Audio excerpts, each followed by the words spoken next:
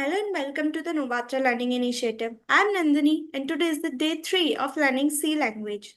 Today we are going to learn some more basics about the C language. So let's start with our topics. First topic for today is the control statement. Control statement क्या होती है? सी language में control statement एक बहुत ही important role play करती है। ये हमको बताती है कि हमारा जो प्रोग्राम है वो कैसे रन करेगा। ये हमको अलाउ करती है प्रोग्राम का फ्लो कंट्रोल करने में by making decisions, by repeating task and jumping to a specific part of the code. Control statement basically instructions होती है जो डिटरमाइन करती है कि प्रोग्राम कैसे एग्जीक्यूट होगा on the basis of some conditions and repetition. ये डिसाइड करती है कि हमारा ब्लॉक ऑफ कोड रन होगा, रिपीट होगा और टोटली स्किप होगा। We can use it in certain conditions. This statement make programs dynamic. ये हमारे प्रोग्राम्स को और ज्यादा डायनामिक बनाती है by adding decision making, looping statement and jumping statement. It is very essential for solving the real world problem. हमको हमारे programme में समटाइम्स कोई भी चीज़ स्किप करनी होती है या फिर कोई चीज़ रिपीटेडली रन करानी होती है या फिर कोई चीज़ एक स्पेसिफिक पॉइंट पे स्किप करनी होती है या फिर कोई फ्लो एक स्पेसिफिक कोड से दूसरे स्पेसिफिक कोड पे ट्रांसफर करना होता है, तो हम कंट्रोल स्टेटमेंट्स यूज कर सकते हैं। We can also learn it by taking the real life example by think of a control statement like traffic signals. We can use traffic signals as an example for control statements to understand it more properly. Just like green light allows car to move means execution, a red light stops them means condition not met, and a yellow light prepares them for the next option means transition. So that's for the control statement. So now we have the types of control statement. सी में basically three types की control statement होती है. First decision making, second loop control statement, third is jump statement. ये तीनों condition अलग अलग criteria पे work करती है. So first we will learn about the decision making statement. Decision making statement क्या होती है? जो प्रोग्राम को अलाउ करती है रन करने में एक स्पेसिफिक कंडीशंस मैट करने पे. वी कैन यूज वन और टू और more conditions on the basis of certain conditions. Different statements or different function will be executed in your program. Next is the loop control statement. Loop control statement basically एक block of code को जब तक print कराते हैं जब तक कि condition true होती है. मीन्स कि अपन जो भी कंडीशन डालते हैं जितने बार हमको वो प्रिंट कराना होता है उतनी बार वो कंडीशन ट्रू होनी चाहिए।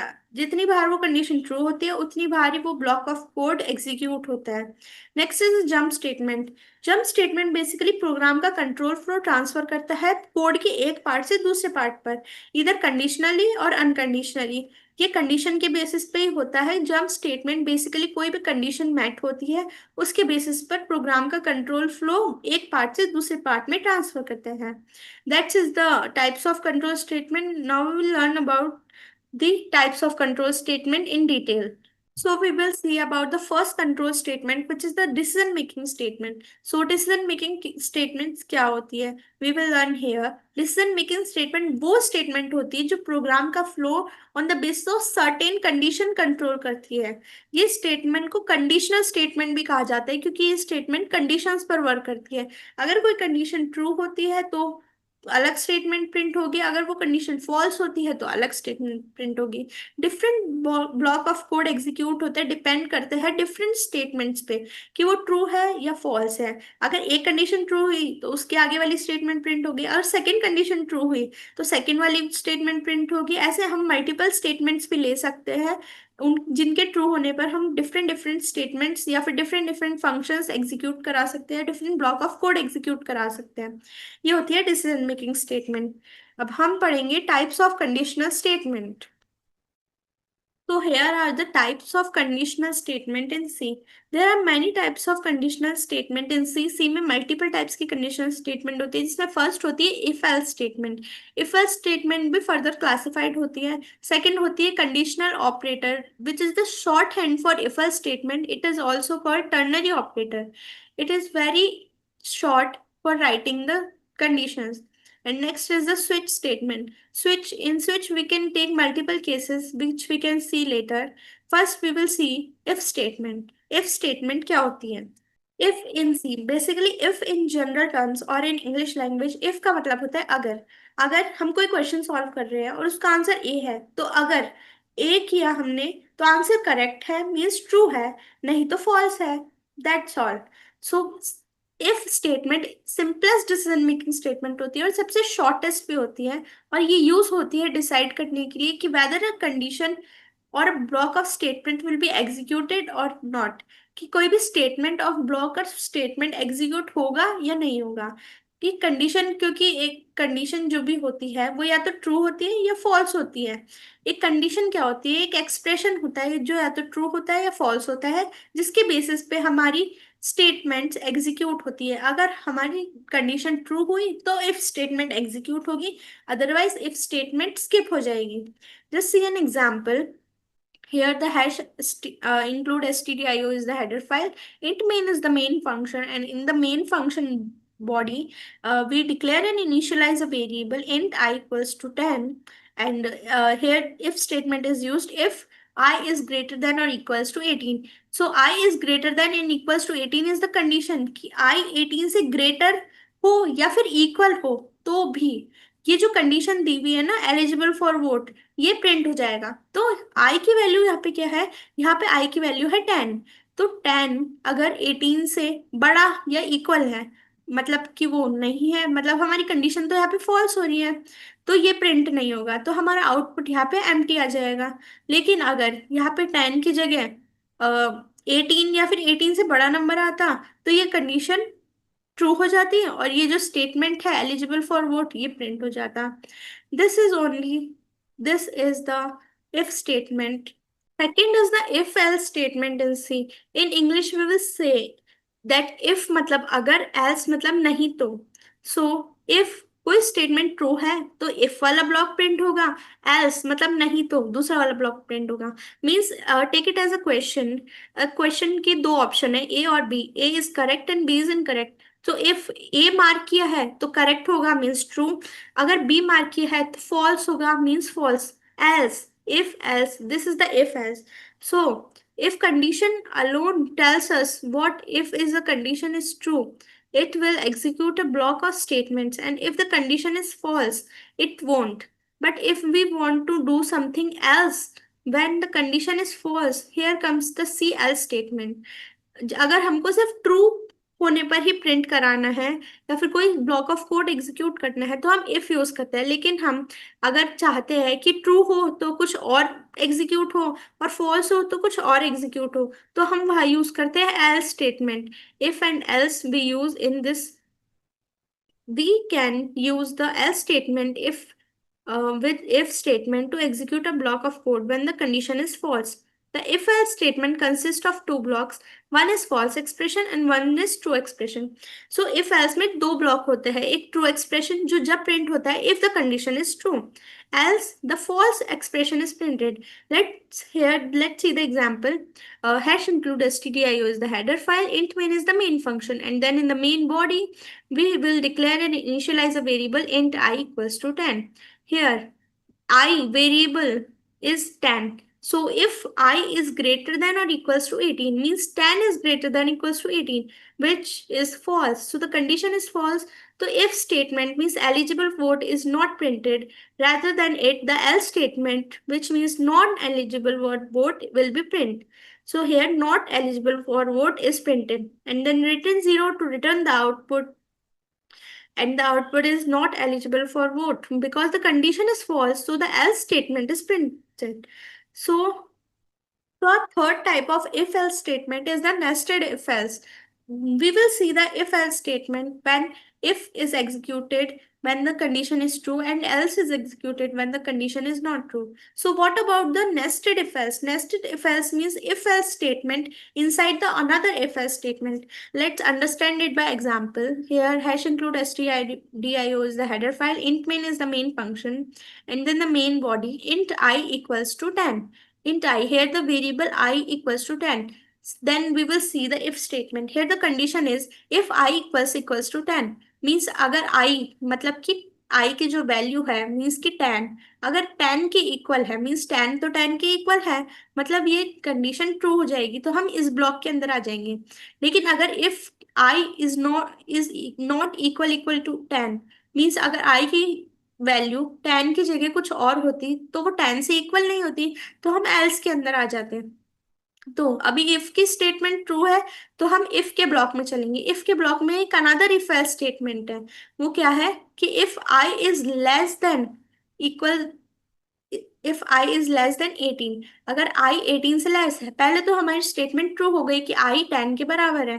फिर उसके अंदर आता है कि अगर आई 18 से लेस है, मतलब मीन्स कि 10 18 से लेस है, तो ये भी कंडीशन ट्रू है, तो इफ वाला ब्लॉक प्रिंट हो जाएगा कि still not eligible for vote.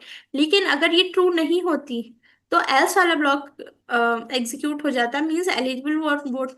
Means अगर आई 10 की जगह 18 से बड़ा होता, मीन्स कि आई होता 20, लेट्स टेक, अगर आई होता 20 तो वो 18 से छोटा नहीं होता, मीन्स कि इफ वाली कंडीशन फॉल्स हो जाती, तो इसके अंदर जो एल्स कंडीशन है वो एग्जीक्यूट हो जाती कि एलिजिबल फॉर वोट। बट यहाँ पे इफ कंडीशन ट्रू है, तो ये एग्जीक्यूट होगी कि still not eligible for vote.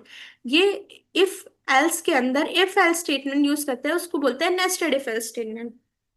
और लेट्स टेक अनदर कंडीशन। यहाँ पे मेन कंडीशन थी कि if I equal equal to 10, मतलब अगर आई 10 के इक्वल है तो ही इस ब्लॉक में आ जाएगा। लेकिन अगर आई 10 के इक्वल नहीं होता, जस्ट टेक आई 20 होता, तो वो एल्स में आ जाता। तो एल्स में भी एक इफ स्टेटमेंट है कि इफ आई इक्वल इक्वल 20, तो 20 इज इक्वल इक्वल टू 20। सो इसके अंदर भी एक स्टेटमेंट है, उसमें एंटर कर जाता लूप कि if I is less than equals to less than 22, means 20 is less than 22, तो ये प्रिंट हो जाता है कि आई इज स्मॉलर देन 22। नहीं तो अगर आई 22 से छोटा नहीं होता, तो प्रिंट हो जाता कि आई इज ग्रेटर देन 22। लेकिन according to the program, int I हमारा 10 था, तो हमारे सबसे पहले एंटर करेगा लूप में if I equal equal 10, yes I is equal equal 10, तो इस लूप के अंदर एंटर कर जाएगा if I is less than 18, means 10 is less than 18, so still not eligible for vote. So ये स्टेटमेंट फाइनली प्रिंट हो जाएगी। So let's see the output, still not eligible for vote. That's it for the nested if-else statement. Fourth type of if-else statement is the if-else ladder. So what is the if-else ladder? Sometimes we want to use multiple conditions on the basis of what we want to execute different block of code in which we use if-else ladder. Basically sometimes हमको multiple conditions देनी होती है जिनकी basis पे multiple और different types of block of code execute होते हैं, उसको बोलते हैं if else ladder. The C-if statement are executed from the top down. As soon as one of the condition controlling the if is true, the statement associated with that if is executed, and the rest of the C else if ladder is bypassed. If none of the conditions is true, then the final else statement will be executed. If elif ladder is similar to this switch statement. So let's understand it more by the examples. So first of all, here is the hash include stdio.h header file, then int main function, and then we see that here int I equals to 20. I is initialized with the value of 20, and then the if ladder. Here there are different conditions, means there are multiple conditions in which first condition if here I equal to 10. So if I equal to 10 means अगर I की value 10 के equal है, means अगर 20 10 के equal है which is false, तो print not eligible print होगा। अगर ये कंडीशन ट्रू है तो, बट 20 10 के इक्वल नहीं है तो नॉट एलिजिबल प्रिंट नहीं होगा, वो आगे कंडीशन चेक करेगा। सो इफ नेक्स्ट वाली इफ कंडीशन है else if I equal equal 15, अगर आई 15 के इक्वल है तो वेट फॉर 3 इयर्स प्रिंट करेगा। मीन्स कि 20 15 के इक्वल नहीं है तो वेट फॉर 3 इयर्स भी प्रिंट नहीं होगा, वो नेक्स्ट कंडीशन चेक करेगा else if I is equal 20, means अगर आई की वैल्यू 20 के इक्वल है, मीन्स आई है यहाँ पे 20, तो 20 इज इक्वल टू 20, सो ये कंडीशन हो गई ट्रू, तो ये प्रिंट करेगा यू कैन वोट। और अगर आई 20 नहीं होता तो आई 20 के इक्वल भी नहीं होता, तो अगर आई ना 10 के इक्वल है, ना 15 के इक्वल है, ना 20 के इक्वल है, तो वो अलग एल्स में जाएगी, तो प्रिंट होगा not a valid as.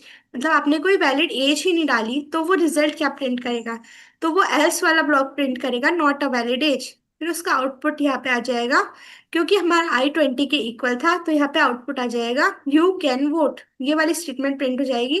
Hair you can see the output you can vote is here printed on the screen. Second type of decision making statement is the switch statement. First was the if else and then second was the switch statement. So switch statement क्या होता है? Switch statement is an alternative for if else if ladder.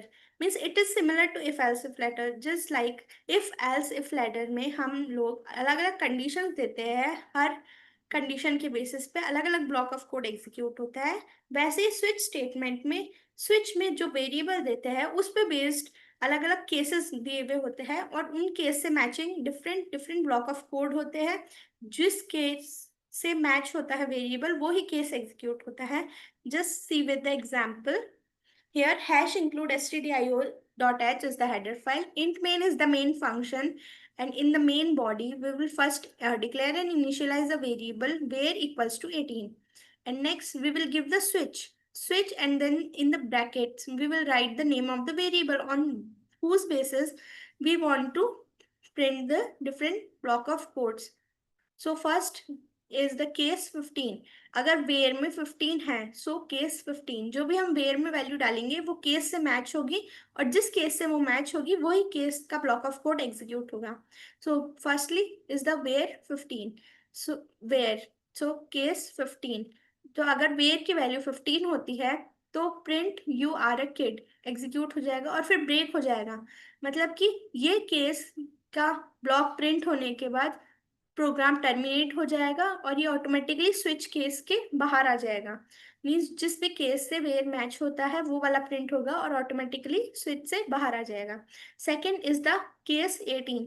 Case 18 में है print F eligible for vote और break हो जाएगा। और default अगर किसी भी केस से मैच नहीं होता आपका वेरिएबल किसी भी केस से मैच नहीं हुआ तो वो डिफॉल्ट में आ जाएगा और डिफॉल्ट वाली ब्लॉक ऑफ कोड एग्जीक्यूट हो जाएगा और प्रोग्राम टर्मिनेट हो जाएगा। सो हमारी स्विच में जो वेरिएबल है उसकी वैल्यू है 18। सो 18 का कोई केस दिया हुआ है? हाँ दिया हुआ है केस 18। तो 18 वाला ब्लॉक ऑफ कोड एग्जीक्यूट हो जाएगा जो कि है प्रिंट एफ जिसमें हमने लिखा है एलिजिबल फॉर वोट। तो एलिजिबल फॉर वोट प्रिंट हो जाएगा और फिर स्विच केस के टर्मिनेट हो जाएगा। तो यहाँ पे आउटपुट में हमारे लिखा हुआ है एलिजिबल फॉर वोट। और अगर 18 किसी से भी मैच नहीं होता तो डिफॉल्ट वाला सेक्शन एग्जीक्यूट हो जाता और प्रिंट हो जाता default cases executed. That's all for the switch case. Now the next is the third type off switch statement. So the third type of decision making statement is the conditional operator of C, which is also called ternary operator. And we will discussed in the last lecture that it is also called ternary operator and it works on 3 operands. ये if else statement से similar होता है, ये ternary operator कहते हैं इसको और ये 3 operands पे work करता है. So let us understand it with example. So in the example, hash include stdio is the header file, int main is the main function, and in the body of the main function we have the declaration of the variable int where, and second we have the declaration of variable flag with the initialization it with 0. Next we have the initialization of the variable where. पहले हमने एक variable दिया where जिसको हमने सिर्फ declare किया initialise नहीं किया। सेकंड हमने वेरिएबल दिया फ्लैग जिसको हमने इनिशियलाइज किया 0 से। तो हमारे पास वेयर की वैल्यू नहीं है लेकिन फ्लैग में वैल्यू है 0। अब हम वेयर को वैल्यू देंगे। Var equals to is here equals to is the assignment operator. तो हम यहाँ पे वेयर को वैल्यू असाइन कर रहे हैं। अब वेयर में कौन सी वैल्यू जाएगी तो उसके लिए हमने आगे एक कंडीशनल ऑपरेटर यूज किया है कि फ्लैग इक्वल इक्वल 0। ये एक कंडीशन है मीन्स कि फर्स्ट ऑपरेंड है टर्नरी ऑपरेटर यूज करने का। तो फ्लैग इक्वल इक्वल 0 अगर फ्लैग की वैल्यू 0 के इक्वल है जो कि ऊपर दिया हुआ है फ्लैग इक्वल्स टू 0 तो ये ट्रू है। फिर उसके बाद क्वेश्चन मार्क के बाद आएगा सेकंड ऑपरेंड जो होगा 25 जो एग्जीक्यूट होगा ट्रू स्टेटमेंट की तरह कि अगर जो पहले कंडीशन दी हुई है वो ट्रू है तो 25 एग्जीक्यूट होगा और अगर वो फॉल्स है तो कॉलन के बाद जो -25 दिया हुआ है वो एग्जीक्यूट होगा। तो यहाँ हमारी जो कंडीशन थी फ्लैग इक्वल इक्वल 0 ये ट्रू है तो यहाँ पे एग्जीक्यूट होगा 25। मतलब वेयर को वैल्यू असाइन होगी 25 की। अगर ये फॉल्स होता तो वेयर को वैल्यू असाइन होती -25 की। अब वेयर को हमने वैल्यू तो असाइन कर दी पर हमको कैसे पता चलेगा कि वेयर के पास कौन सी वैल्यू गई है। तो उसके लिए हम प्रिंट करवा के देखते हैं। तो हमने प्रिंट करा है value of var when flag zero है तो वेयर की वैल्यू क्या होगी, इस परसेंट डी। यहाँ पे परसेंट डी है एक्सेस स्पेसिफायर, जो हम इंटीजर वैल्यू को प्रिंट कराने के लिए यूज करते हैं। जब हम वेरिएबल के थ्रू इंटीजर वैल्यू प्रिंट कराते हैं, जो भी स्टोर हुई भी होती है उस वेरिएबल में। तो यहाँ पे अपने परसेंट डी लिखा है ना, तो परसेंट डी की जगह वो वैल्यू प्रिंट होगी जो यहाँ पे वेयर नाम के वेरिएबल में है। तो वेयर नाम के वेरिएबल में अकॉर्डिंग टू दिस कंडीशन जो वैल्यू आएगी वो प्रिंट हो जाएगी स्क्रीन पे। तो हम आउटपुट देखते हैं इसका। तो आउटपुट आया value of var when flag is 0 is 25। क्योंकि फ्लैग इक्वल्स टू 25, ये वाली जो कंडीशन दी हुई है यहाँ पे टर्नरी ऑपरेटर पे, ये ट्रू थी, तो वेयर में वैल्यू आ गई 25, ना कि -25। ये एक तरीके से इफ एल्स के शॉर्ट एंड की तरह यूज होता है। इसको कंडीशनल ऑपरेटर भी बोलते हैं और टर्नरी ऑपरेटर भी बोलते हैं। और ये third type of decision making statement थी।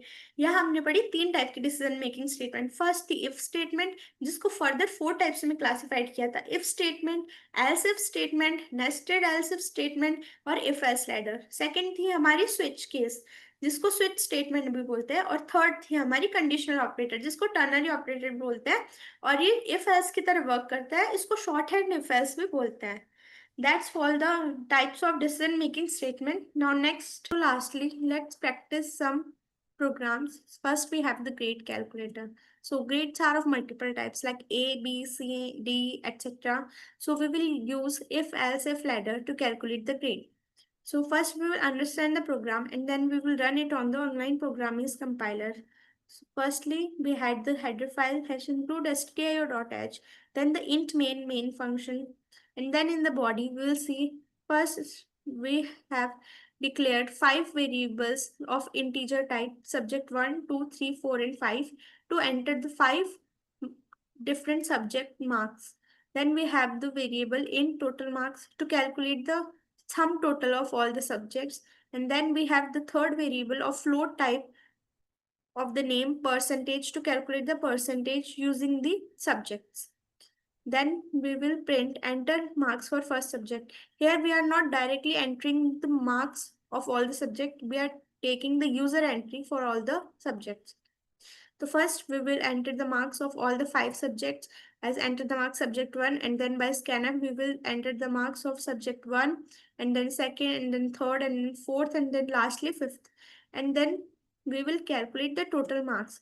Here to calculate the total marks we use the arithmetic operator addition. So we will initialize total marks by subject 1 plus subject 2 plus subject 3 plus subject 4 plus subject 5. Then we are also calculating here the percentage by the form and by the formula total marks divided by 500 and then multiply by 100. It will calculate your percentage. Then we will print the marks and total marks and percentage. So total marks is printed by percent %d because total marks is of integer type, and then percentage is printed by percent dot 2f. Percent means percent dot 2f is called percent for two float numbers, means after the in the answer after the decimal we will have two digits in the answer. That's why here is written percent dot 2f percent. It's for two numbers after the decimal point in the answer. Then we will calculate the grade. So here if statement is written if percentage is greater than or equals to 80, कि अगर आपकी percentage 80 या 80 से बड़ी है, 80 से ज्यादा है, तो आपकी ग्रेड हो जाएगी डिस्टिंक्शन। नेक्स्ट एल्स इफ अगर 80 या 80 से बड़ी नहीं है तो क्या, अगर 80 80 से बड़ी नहीं है तो आपकी ग्रेड अगर 60 या 60 से बड़ी हुई तो ग्रेड फर्स्ट क्लास प्रिंट हो जाएगा। अगर वो भी नहीं है तो नेक्स्ट कंडीशन आ जाएगी हमारी एल्स इफ अगर हमारी परसेंटेज 50 या 50 से बड़ी है तो प्रिंट हो जाएगा ग्रेड सेकेंड क्लास। और अगर वो भी नहीं है तो नेक्स्ट कंडीशन आ जाएगी एल्स इफ अगर हमारी परसेंटेज 35 से बड़ी है या फिर 35 है तो यहाँ पे प्रिंट हो जाएगा पास। और अगर 35 भी नहीं है, 35 से भी कम है, तो एल्स जो लास्ट कंडीशन बचेगी प्रिंट एफ में हमारे पास प्रिंट हो जाएगा ग्रेड फेल। अगर आपकी परसेंटेज 0 से 35 के बीच में आया तो फेल हो जाएगा, अगर 35 या 35 से अबव आया तो पास, अगर 50 या 50 से अबव आया तो सेकंड क्लास, अगर 60 या 60 से अबव आया तो फर्स्ट क्लास, अगर 80 या 80 से अबव आया तो ग्रेड डिस्टिंक्शन हो जाएगी। ये हमारी थी if else if ladder to calculate the grade. Lastly, we have the return 0 to return the output, and here the main function is ended. Let's see the output. Firstly, we will enter the marks of 5 subjects, subject 1, 2, 3, 4, and 5, in which we had written 99. So the total marks here is calculated by adding the 5 subjects marks, which is 495. And the percentage is calculated by total marks, means 495 divided by 500 into 100 means 99 percentage. Or here the grade is distinction because the marks according to this condition, the marks greater than or equals to 18 is grade distinction. So here the marks is greater than 80. So here comes the distinction. So this is our first program. Now moving towards ahead. As you all understand the program, so let's run it online. On the program is online compiler. For this, you have to firstly open your Google and then write here C compiler, and then here is the for click on the first link. Here is the sample code written. You have to remove the code and then write the code we have suddenly studied. Here's the code we have understand now. So let's run it by clicking on run. And then here's the output. First of all, we had to enter the marks of subject first. Let's take different. So we will take that 75 and then enter marks of subject 2, and then we will take 89, and then subject 3 is 98, and then subject 4 will take 90, and then for subject 5 we will take 100. So here's our total marks is 452, and then our percentage is 90.40, and then grade is distinction. So that is the execution of the program we had written for the calculation of grade. We had already understand the program, so we will write this program in the online programming compiler and then click on run, and then this is the output. Enter an integer, so we will enter some positive numbers and see the output is that the number is positive number. Or let's try some 0, and then the output becomes the number is 0. And let's try some negative number 2. So it so the output is that it is a negative number. So that's all for today's class. If you have any doubt, then ask us in our comment section. Practice the programs that we have learned and understand today, and we will meet soon in our next lecture. Goodbye.